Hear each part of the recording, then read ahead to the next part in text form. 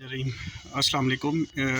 ये last video जो कि analog mass air flow sensor के ऊपर थी, उसकी टेस्टिंग के ऊपर, उसमें कमेंट एक दोस्त ने किया है जिसमें उनका सवाल है कि एनालॉग के जो सिग्नल के ऊपर बाज़ औक़ात जब चेक करते हैं वो तो वहाँ पे फ्रीक्वेंसी मिलती है, फ्रीक्वेंसी कर ली जाए तो क्या एनालॉग पे फ्रीक्वेंसी आनी चाहिए। तो इसका जवाब ये है कि एनालॉग सेंसर का जो सिग्नल वायर है उसके ऊपर फ्रीक्वेंसी नहीं आनी चाहिए आइडियली स्पीकिंग।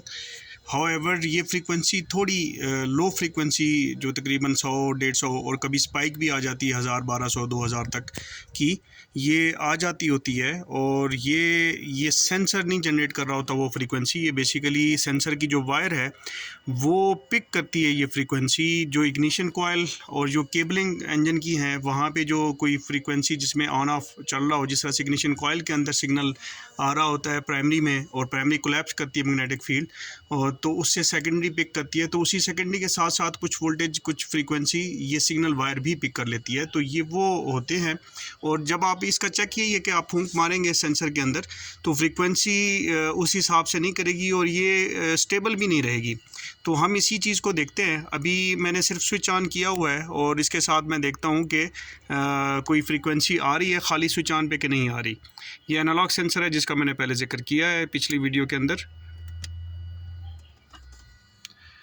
तो ये आप देख लें कि इसके ऊपर ये 0.00 हर्ट्ज़ आ रहे हैं, जबकि अभी इंजन स्टार्ट नहीं है। तो इंजन स्टार्ट के साथ ही ये आएगी, और इंजन स्टार्ट होने के साथ, और अगर मैं इसके साथ इसको इसके अंदर अगर कोई फूंक मारूंगा तब भी इसका कोई रिस्पांस नहीं आएगा। अभी सेंसर लगा हुआ है तो इस वजह से मैं उसको उतार नहीं रहा हूँ, बट ये श्योर शॉट है कि अभी इस कंडीशन में आप इसको फूंक मारेंगे तो रिस्पॉन्ड नहीं करेगा।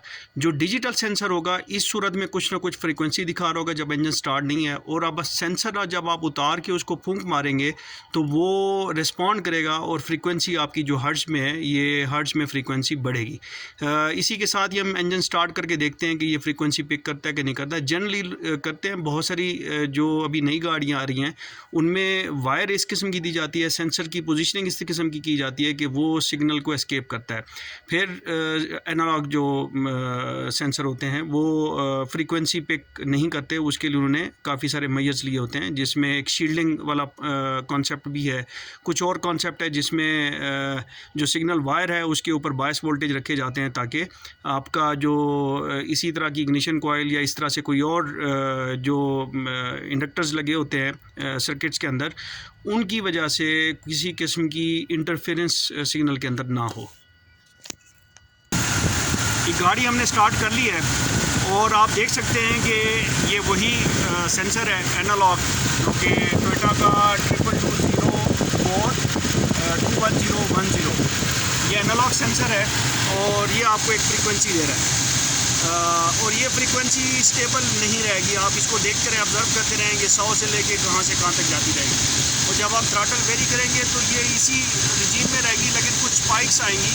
और ये बेसिकली फ्रीक्वेंसी जो है ना, ये पिक कर रहा है इग्निशन कॉइल और जो केबलिंग इधर से गुजर रही है इंजन की, वहाँ से ये पिक कर रहा है। ये सेंसर खुद जनरेट नहीं कर रहा।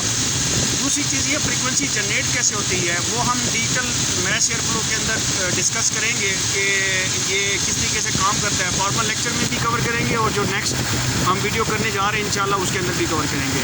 That's all for today. I thank you all. अस्सलाम वालेकुम।